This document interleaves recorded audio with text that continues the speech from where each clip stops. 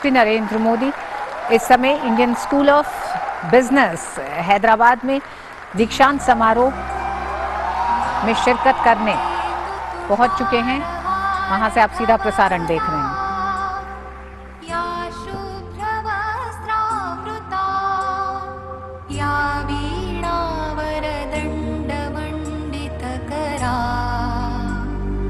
या श्वेत पद्मासना या ब्रह्माच्युत शंकर प्रभृतिभिः देवैः सदा वन्दिता सा मां पातु Saraswati Bhagwati निःशेषजाड्यापहा।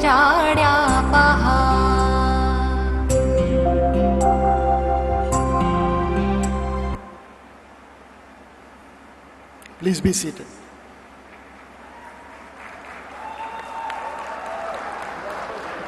I request Shri Rakesh Bharti Mittal, Member ISB Executive Board and Chairman of ISB's Mohali Campus Advisory Board, to felicitate the Honorable Prime Minister with a memento.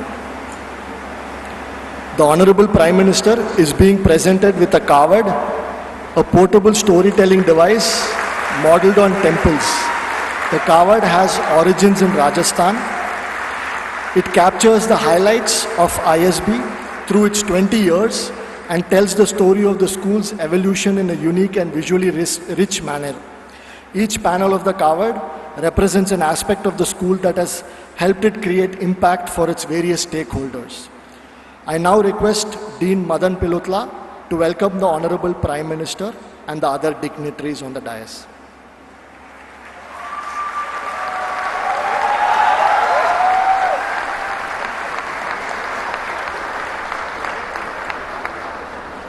A very good afternoon to all of you. On behalf of ISB, it's a privilege and honor to welcome Shri Narendra Modi ji, Honorable Prime Minister of India, to our campus here today. Welcome, sir.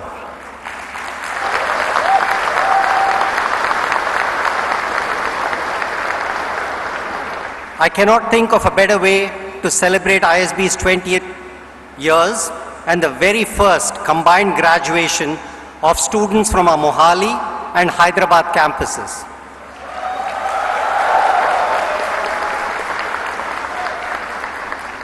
And especially when India is celebrating its 75th year of independence. Sir, your presence with us this afternoon will be cherished memory for this graduating class, as you have graciously consented to give them your blessings as they embark on their careers. I also welcome other dignitaries on the dais. Her Excellency, Dr. Tamilisai Soundarajan, Governor of Telangana,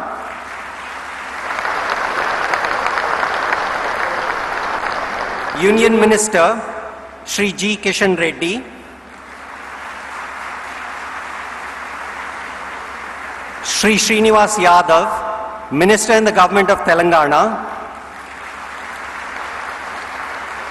ISB Chairman, Shri Harish Manwani, and Shri Rakesh Bharti Mittal, Chairman of the Mohali Campus Advisory Board. A warm welcome to all my faculty colleagues too. I take this opportunity to congratulate the graduating class. We are proud of your many accomplishments in the 1 year you've been with us. I'm confident that the transformative year that you had at ISB will be at the core of your leadership journey. Today is a remarkable day. It's the very first time that we have a Prime Minister addressing our graduation ceremony.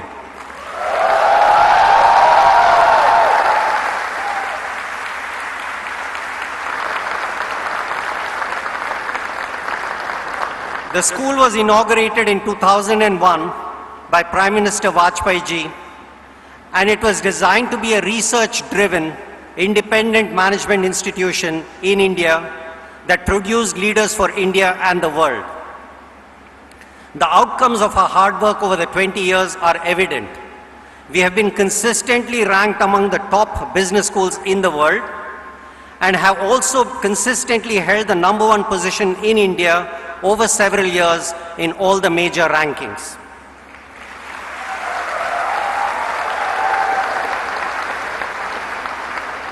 I'm happy to share with you that we are in the global top 30 in terms of per capita research productivity in the past few years.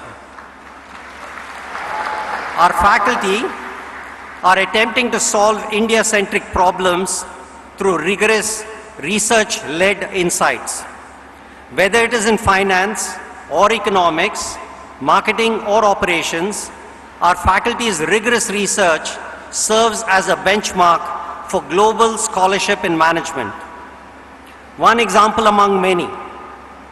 One of our distinguished faculty members observed in India that the standard screening guidelines for detecting chronic illnesses from developed countries are not very effective in Indian settings due to low availability of data as well as differences in underlying population characteristics.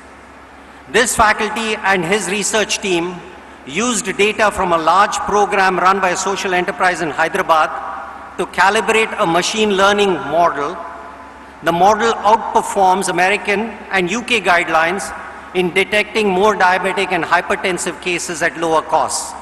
This is an example of the kind of research that we do, world-beating research in India that informs management scholars around the world.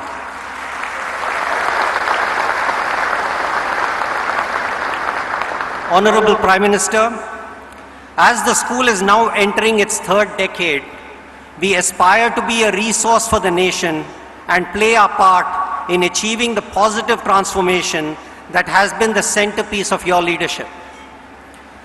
Our partnership, for example, with the Capacity Building Commission enables us to contribute to your ambitious Mission Karmayogi vision. We are also honored to be partners with your government's initiative on entrepreneurship through the Atal Innovation Mission and the Department of Science and Technology. Sir, please tell us how the ISB can support your vision of building our nation. Just like Professor Krishnamurthy Subramanian, who put his considerable learning and expertise in the service of our nation as the Chief Economic Advisor, we have on our faculty very willing contributors. You can count on all of our partners, the distinguished leaders who serve on our board and are here today, the reputed international universities in our network, as we realize the idea of a new India. Thank you, sir. Jai Hind.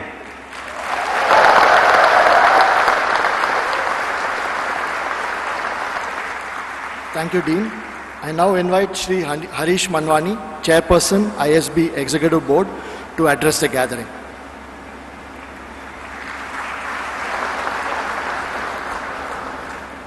Honorable Prime Minister of India, Shri Narendra Modi ji, Honorable Governor of Telangana, Dr. Sundarajan, Union Minister, Shri Kishan Reddy, Telangana Minister, Shri Srinivas Yadav, Dean Madan Pilutla, fellow members of the ISB Executive Board, and very importantly, the graduating class of PGP 2022.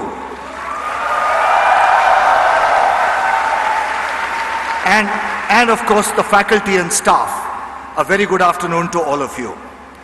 It is indeed a unique privilege to have our Honorable Prime Minister with us on this momentous occasion as we celebrate not just the graduation of the outgoing PGP class, but also the 20th anniversary of our beloved school. On behalf of the entire ISB community, thank you, sir, for gracing this occasion with your presence. It's truly an honor for all of us. We live in a very volatile and uncertain times globally, with multiple challenges to our environment, geopolitical risks, rising inequity, a once-in-a-lifetime pandemic, and the double-edged sword of technology that is positively changing daily lives, but also redefining the very nature of how we work. But there is also some good news. You, the PGP class of 2022 will be entering what is being forecast as the fastest growing major economy and what will undoubtedly be India's decade. However, you're also entering a world where the role of business and expectations from corporates has fundamentally changed. From not just serving shareholders, but to serve all stakeholders. Businesses must not just grow and create economic value, but also be part of the solution to the challenges of the communities in which they operate. In order to do this, we need a new generation of leaders. Leaders who are purpose-driven and values-led. Leaders who truly believe you can do well by doing good. Leaders who will run not just the great companies, but good companies. Companies that are commercially sound, but also companies that care. These are exactly the kind of leaders that ISB wanted to create when it was founded. Leaders that are competent, but also compassionate. Leaders that are smart, but also sensitive. Leaders that are as comfortable operating in the developing economies like ours as they are in the developed economies. When Shri Atal Bihari Vajpayee, the then Honorable Prime Minister of India, inaugurated the school in 2001 and called it a Rashtra Dakshina, a gift to the nation, he very clearly set the bar for us. And we have tried our best since then to live up to those high expectations.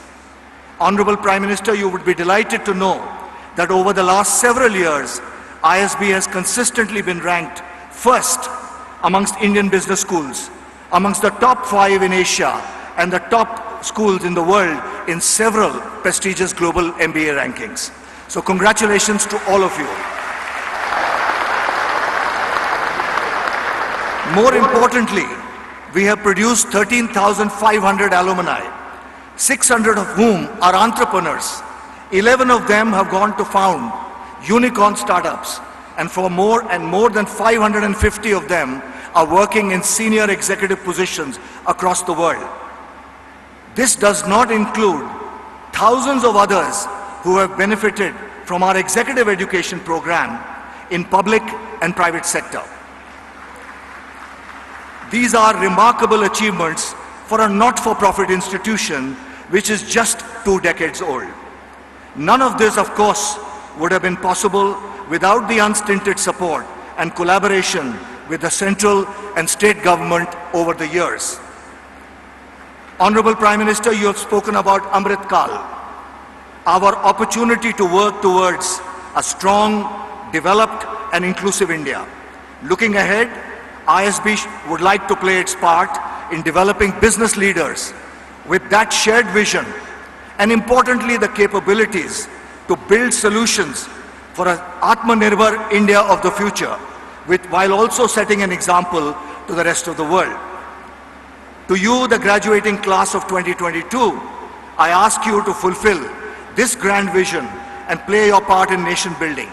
Go out there and, in the words of Mahatma Gandhi, be the change that you want to see in the world around you. My very best wishes to you and your families as you embark on this exciting journey outside the campus of ISB. Thank you.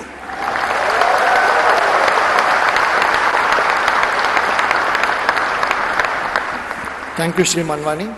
I would now like to request the Honorable Prime Minister to unveil the 20th year anniversary commemorative plaque.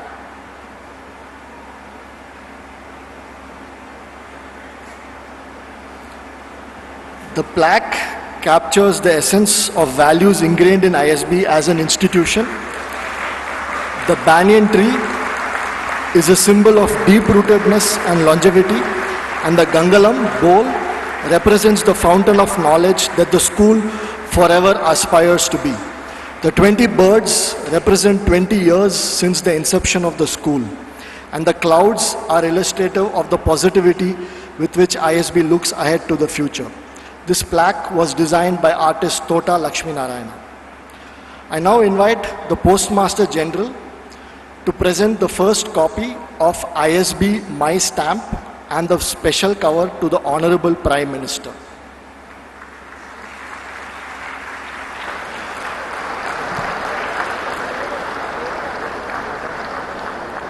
The ISB My Stamp is a commemorative stamp released on the occasion of the school's 20th anniversary.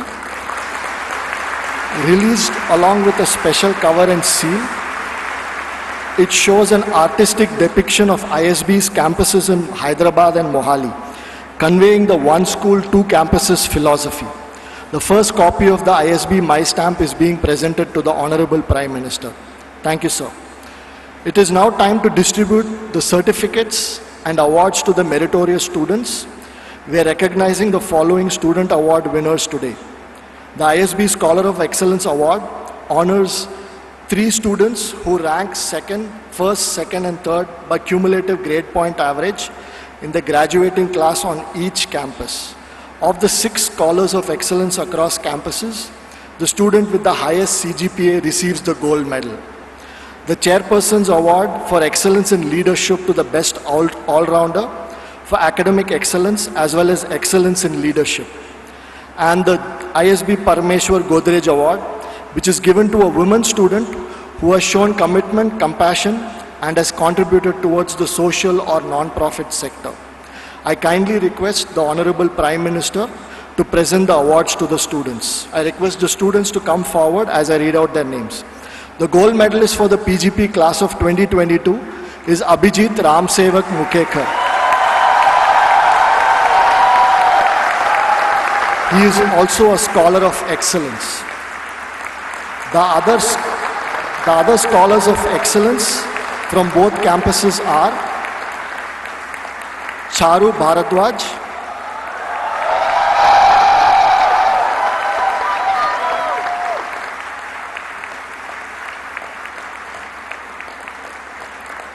Vaidehi Madhuri,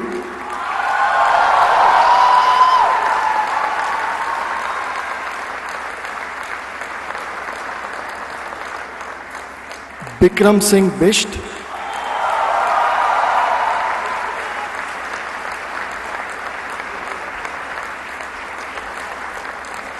Utkarsh Arora,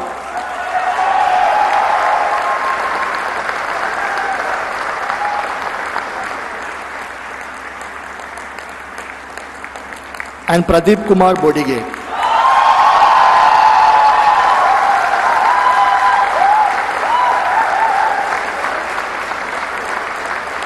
For the Chairperson's Award for Excellence in Leadership to the Best All-Rounder for the Mohali campus, we have joint winners this year.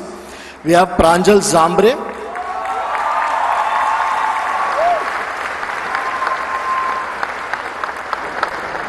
and Siddesh Raikar.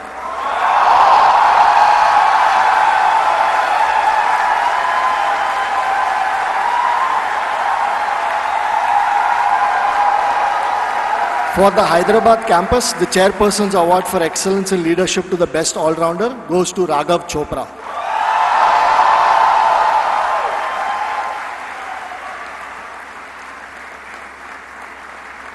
The winner of the ISB Parameshwar Godrej Award is Aishwarya Mishra.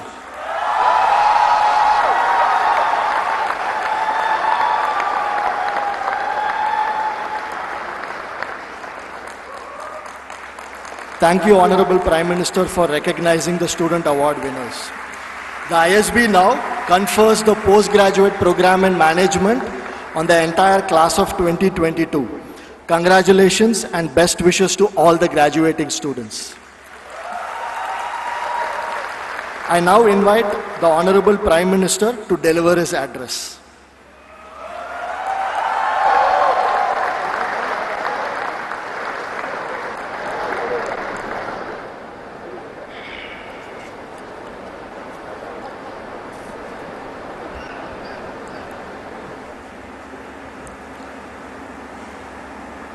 Telangana की राज्यपाल श्रीमती तमिलसाई सौंदरराजन जी,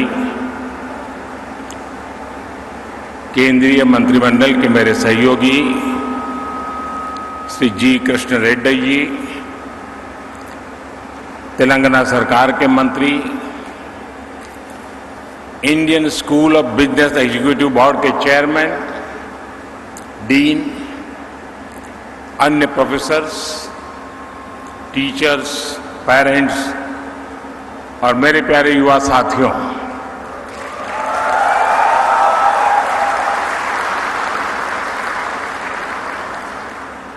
आज Indian school of business ने अपनी गौरवमयी यात्रा के एक अहम माइलस्टोन पार किया है। हम सभी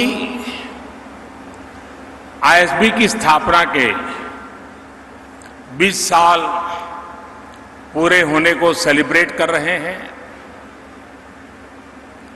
आज अनेक साथियों को अपनी डिग्री मिली है, गोल्ड मेडल मिले हैं। आईएसबी को सफलता के इस पड़ाव पर पहुंचाने में अनेकों लोगों की तपस्या रही है।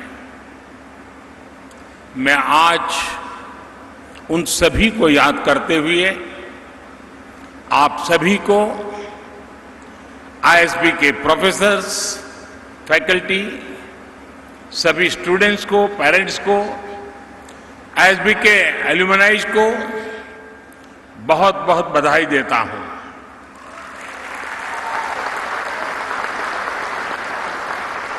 साथियों, साल 2001 में अटल जी ने इसे देश को समर्पित किया था।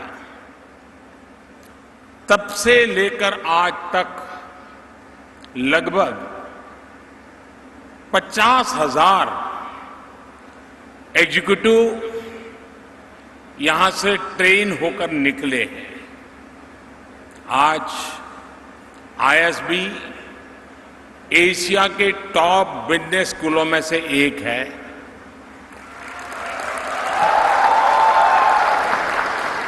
आईएसबी से निकलने वाले जो प्रोफेशनल्स हैं, वे देश के बिजनेस को गति दे रहे हैं, बड़ी बड़ी कंपनियों का मैनेजमेंट संभाल रहे हैं। यहां के स्टूडेंट्स ने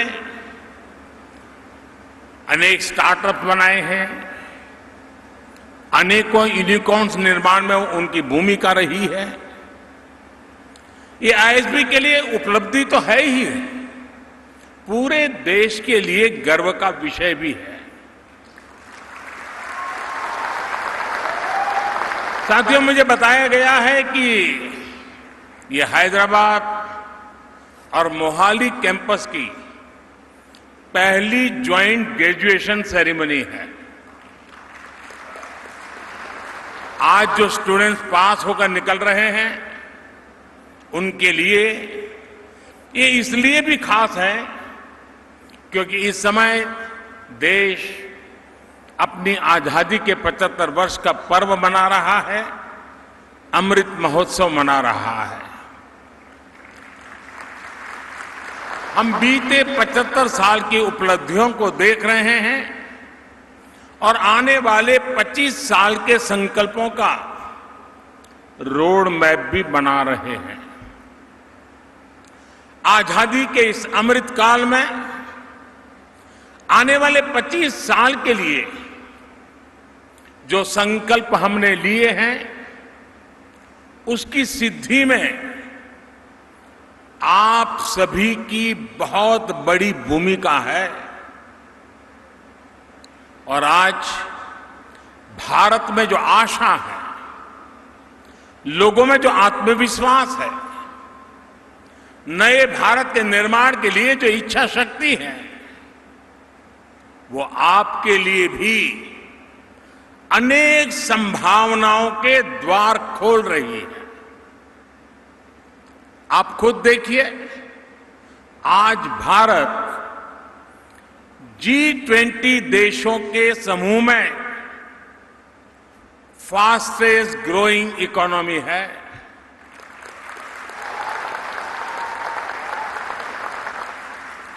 स्मार्टफोन डेटा कंज्यूमर के मामले में भारत पहले नंबर पे है।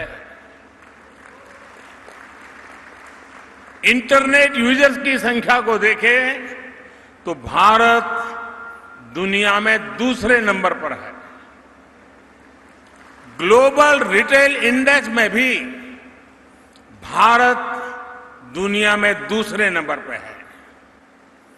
दुनिया का तीसरा सबसे बड़ा स्टार्टअप इकोसिस्टम भारत में है। दुनिया का तीसरा सबसे बड़ा कंज्यूमर मार्केट भारत में है। ऐसी कई चीजें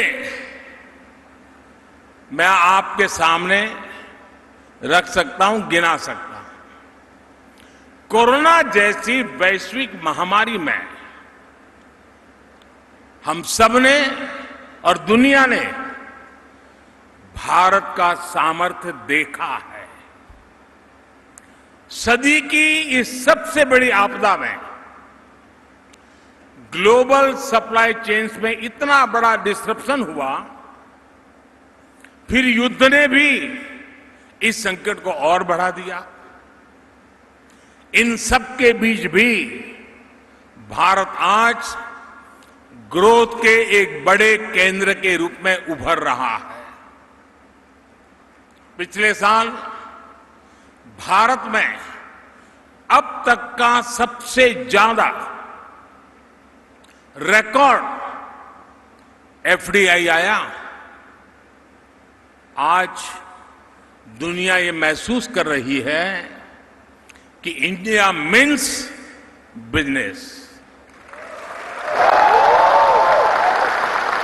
और ये केवल अकेले सरकार के प्रयासों के कारण संभव नहीं हुआ है। इसमें आईएसबी जैसे बिजनेस स्कूल्स का, यहां से निकलने वाले प्रोफेशनल्स का, देश के युवा का भी बहुत बड़ा योगदान है।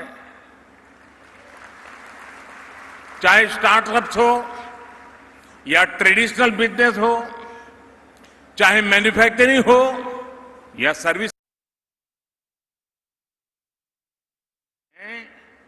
कि वो दुनिया को लीड कर सकते हैं। मैं सही बता रहा हूं ना? आपको भरोसा है कि नहीं अपने आप पर? मुझे आप पर भरोसा है, आपको अपने आप पर है। साथियों, इसलिए आज दुनिया भारत को, भारत के युवाओं को और भारत के प्रोडक्ट्स को एक नए सम्मान और नए भरोसे के साथ देख रही है। साथियों, भारत जिस स्केल पर लोकतांत्रिक तरीके से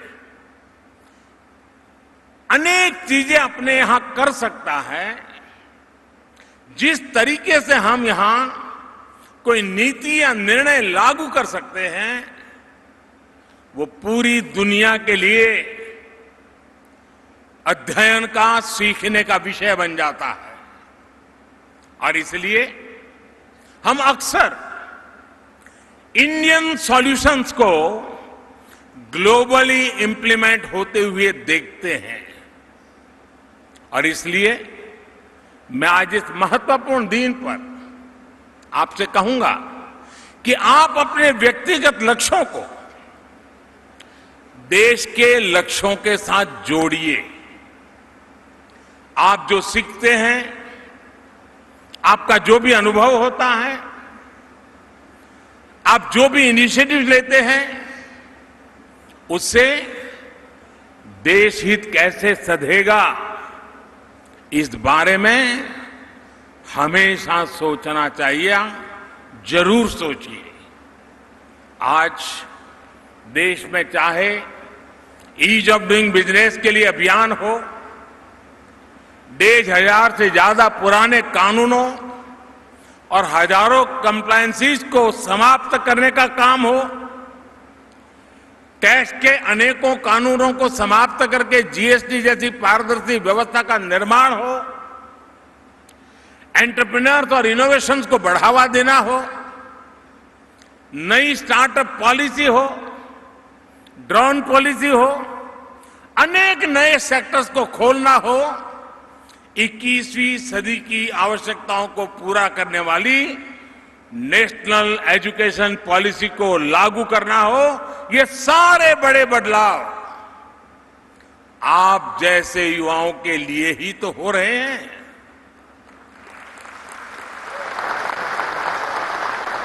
आप जैसे युवाओं की तरफ से आने वाले जो सॉल्यूशंस हैं, उन सॉल्यूशंस को इंप्लीमेंट करने के लिए, आपके आइडिया को देश की ताकत बनाने के लिए हमारी सरकार हमेशा देश की युवा शक्ति के साथ खड़ी है।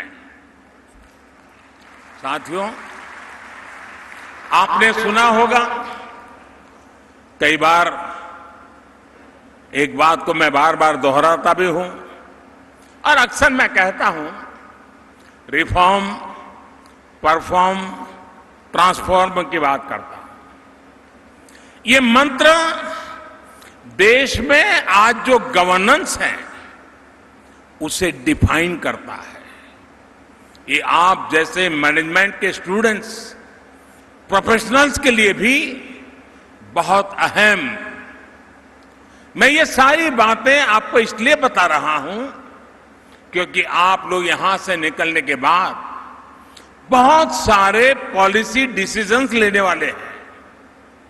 पॉलिसी सिर्फ ड्राइंग रूम पर अच्छी हो, कागज पर बेहतर हो, जमीन पर अगर नतीजे ना दें तो उसका कोई लाभ नहीं होता। इसलिए पॉलिसी का आकलन इंप्लीमेंटेशन और एंड रिजल्ट के आधार पर होना चाहिए। रिफॉर्म, परफॉर्म, ट्रांसफॉर्म के मंत्र ने कैसे पॉलिसीज को, देश की गवर्नेंस को रिडिफाइन किया है, ये भी मैं चाहूंगा कि आप जैसे नौजवानों ने जानना बहुत जरूरी है। साथियों, बीते 8 साल की तुलना अगर आप उसके पहले के 3 दशक से करेंगे तो एक बात जरूर नोट करेंगे, हमारे देश में रिफॉर्म्स की जरूरत तो हमेशा से महसूस की जाती रही थी, लेकिन पॉलिटिकल विल पावर की हमेशा कमी रहती थी। पिछले 3 दशकों में लगातार बनी रही राजनीतिक अस्थिरता के कारण देश ने लंबे समय तक पॉलिटिकल विल पावर की कमी देखी। इस वजह से देश रिफॉर्म से बड़े फैसले लेने से दूर ही रहा। 2014 के बाद से हमारा देश राजनीतिक इच्छा शक्ति को भी देख रहा है और लगातार रिफॉर्म भी हो रहे हैं। हमने दिखाया है कि अगर ईमानदारी के साथ, इच्छा शक्ति के साथ रिफॉर्म की प्रक्रिया को आगे बढ़ाई जाए तो जन समर्थन अपने आप बढ़ता है। फिनटेक का उदाहरण हमारे सामने है। जिस देश में कभी बैंकिंग ही एक प्रिविलेज मानी जाती थी, उसी देश में फिनटेक सामान्य नागरिकों के जीवन को बदल रही है।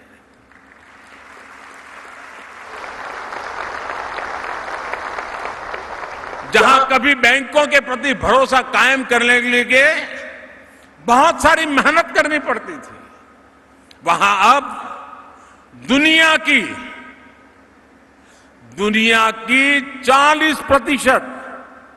40% डिजिटल ट्रांजैक्शन हिंदुस्तान में हो रही है।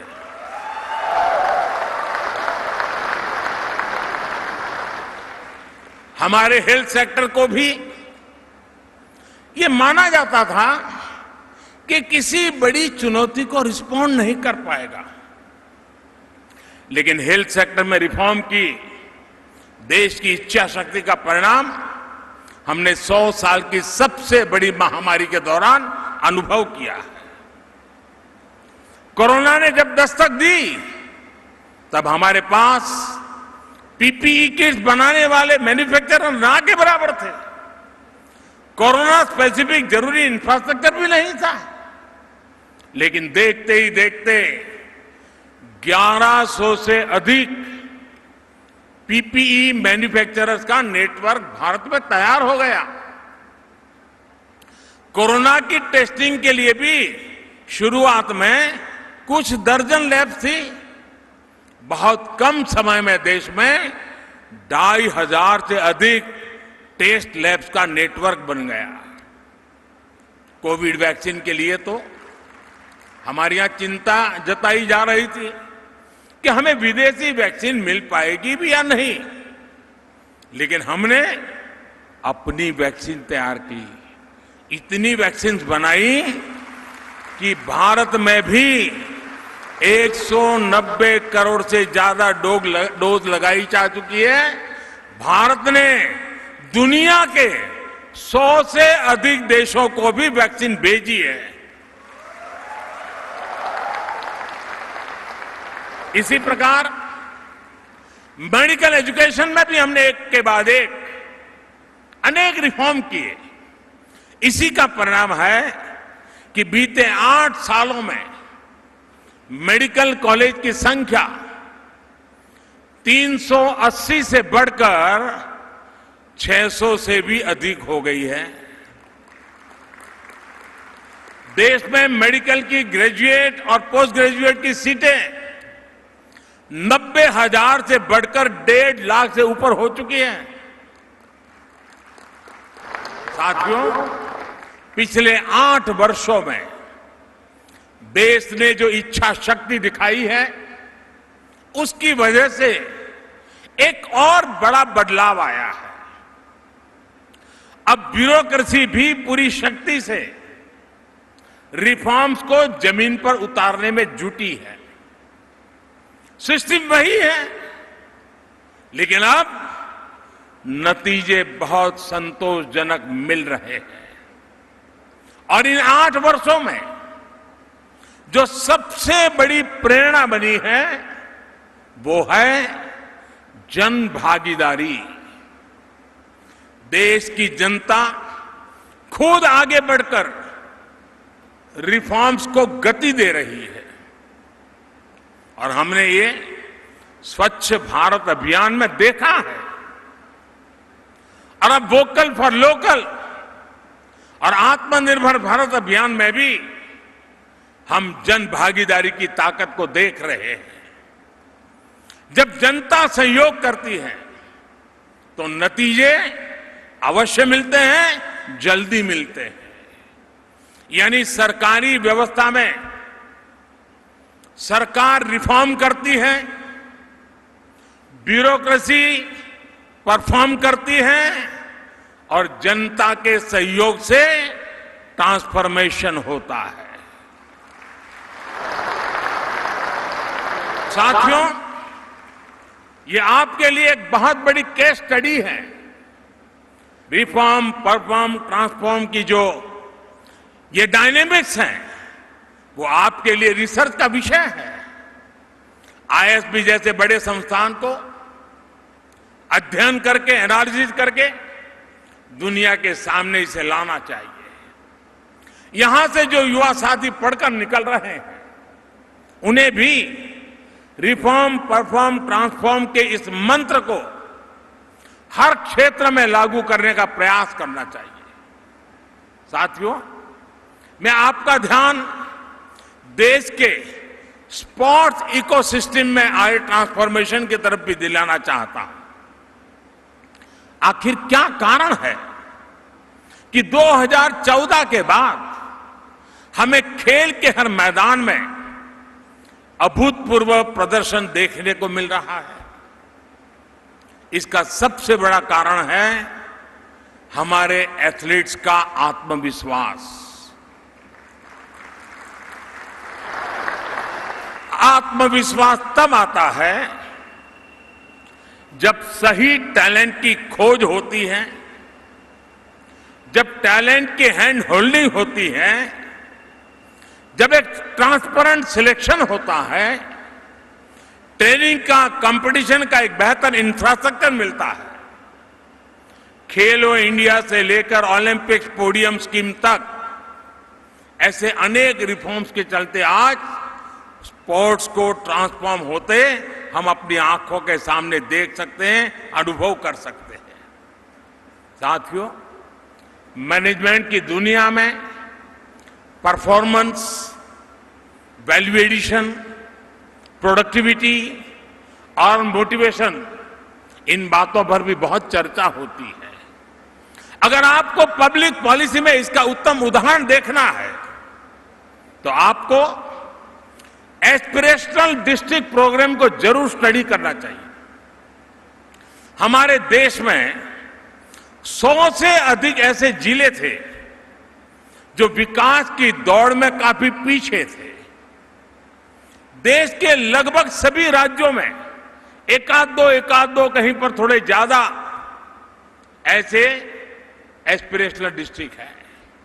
विकास से जुड़े हर पैरामीटर में ये जिले बहुत कम स्कोर करते थे। इसका सीधा प्रभाव देश की ओवरऑल परफॉर्मेंस पर, रेटिंग पर, ओवरऑल प्रदर्शन पर बड़ा नेगेटिव असर पड़ता था। इनको ये समझकर कुछ हो नहीं रहा है, बदलाव दिख नहीं रहा है, हालत बुरे हैं और इसलिए सरकारें क्या करती थी, उसको पिछड़ा घोषित कर देती थी। ये तो बैकवर्ड डिस्ट्रिक्ट है। अगर यही सोच है तो उनके मन में भी हो जाता है यहाँ तो ऐसा ही रहेगा, कुछ बदलाव नहीं होगा। सरकारी सिस्टम में जिन अफसरों को सबसे कम प्रोडक्टिव माना जाता था, निकम्मे माना जाता था, उनको अक्सर इन जिलों में तैनात करने देना और जाओ भाई तुम्हारा जानो, तुम्हारा नसीब, जाने पड़े रहो। लेकिन साथियों, हमने अप्रोच बदली। जिसे कल तक बैकवर्ड डिस्ट्रिक्ट कहते थे, हमने कहा है बैकवर्ड नहीं है, ये एस्पिरेशनल डिस्ट्रिक्ट है। हमने उसको एस्पिरेशनल घोषित किया और हमने तय किया कि हम इन जिलों में विकास की आकांक्षा जगाएंगे, एक नई भूख जगाएंगे। देश के एफिशिएंट युवा अधिकारियों को चिन्हित करके इन जिलों में भेजा गया। इन जिलों में होने वाले हर काम को विशेष तौर पर मॉनिटर किया गया। डैशबोर्ड पर रियल टाइम मॉनिटरिंग करने की व्यवस्था की। जहां जहां कमियां नजर आती थी, उन कमियों को दूर करने का प्रयास किया गया। और साथियों, आपको जानकर के खुशी होगी, आज स्थिति ये है कि इनमें से कई जिले आज देश के दूसरे बेहतर समझे जाने वाले जिलों से कहीं ज्यादा अच्छा परफॉर्म कर रहे हैं।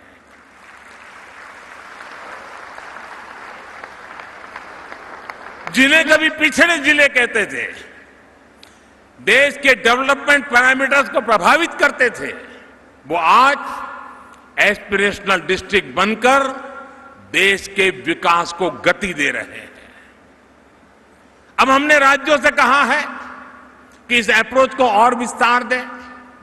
हर जिले में ऐसे ब्लॉक्स होते हैं जो विकास के मामले में दूसरों से पिछड़ गए हैं। ऐसे ब्लॉक्स को आइडेंटिफाई करके एस्पिरेशनल ब्लॉक्स अभियान को आगे बढ़ाया जा रहा है।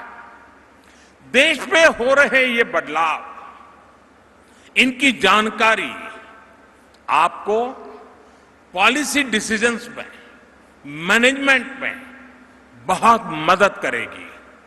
साथियों, आपके लिए ये सब जानना इसलिए भी जरूरी है क्योंकि आज देश में बिजनेस के मायने भी बदल रहे हैं और बिजनेस का दायरा भी बढ़ रहा है।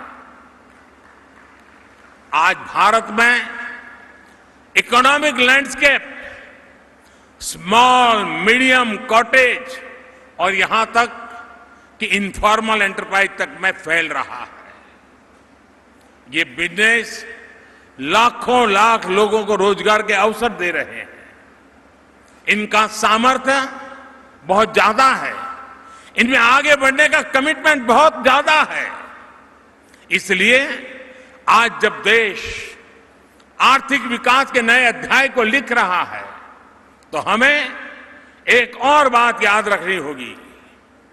हमें छोटे व्यापारियों, स्मॉल बिजनेस का भी उतना ही ध्यान रखना होगा। हमें उन्हें ज्यादा बड़े प्लेटफॉर्म देने होंगे, ग्रो करने के लिए ज्यादा बेहतर मौके देने होंगे। हमें उन्हें देश विदेश में नए नए बाजारों से जोड़ने में मदद करनी होगी। हमें उन्हें ज्यादा से ज्यादा टेक्नोलॉजी से जोड़ना होगा। और यही पर, इसी बात पर ISB जैसे संस्थान, ISB के स्टूडेंट्स की भूमिका बहुत अहम हो जाती है।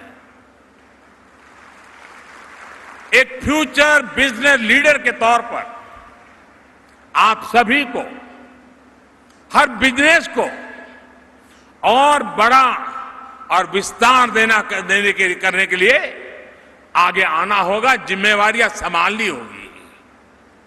और आप देखिएगा, आप छोटे बिजनेस को ग्रो करने में मदद करेंगे तो आप लाखों एंटरप्रेन्योर्स के निर्माण में मदद करेंगे, करोड़ों परिवारों की मदद करेंगे।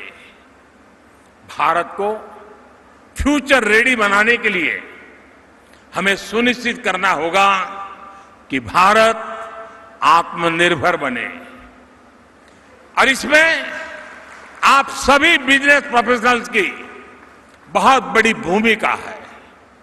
और यह आपके लिए एक तरह से देश की सेवा का अहम उदाहरण होगा। साथियों, देश के लिए कुछ करने का, देश के लिए कुछ कर गुजरने का आपका जज्बा देश को नई ऊंचाई पर ले जाएगा। मुझे ISB पर, ISB के स्टूडेंट्स पर, आप सभी नौजवानों पर बहुत भरोसा है, बहुत विश्वास है। आप एक पर्पज के साथ इस प्रतिष्ठित संस्थान से बाहर निकले। आप अपने गोल्स को राष्ट्र के संकल्पों के साथ जोड़िए। हम जो कुछ भी करेंगे उससे एक राष्ट्र के रूप में सशक्त होंगे। इस कमिटमेंट के साथ जब आप कोई भी प्रयास करेंगे तो सफलता आपके कदम पर होगी। एक बार फिर आज जिन जिन साथियों को मुझे मेडल देने का अवसर मिला है और भी जो लोगों ने सिद्धियां प्राप्त की हैं, उनको, उनके परिवारजनों को अनेक अनेक शुभकामनाएं देता हूं। और ISB भारत की विकास यात्रा में ऐसी पीढ़ियों को तैयार करता रहे, ऐसी पीढ़ियां राष्ट्र के लिए समर्पित भाव से कार्य करती रहे। इसी एक अपेक्षा के साथ आप सबका बहुत बहुत धन्यवाद।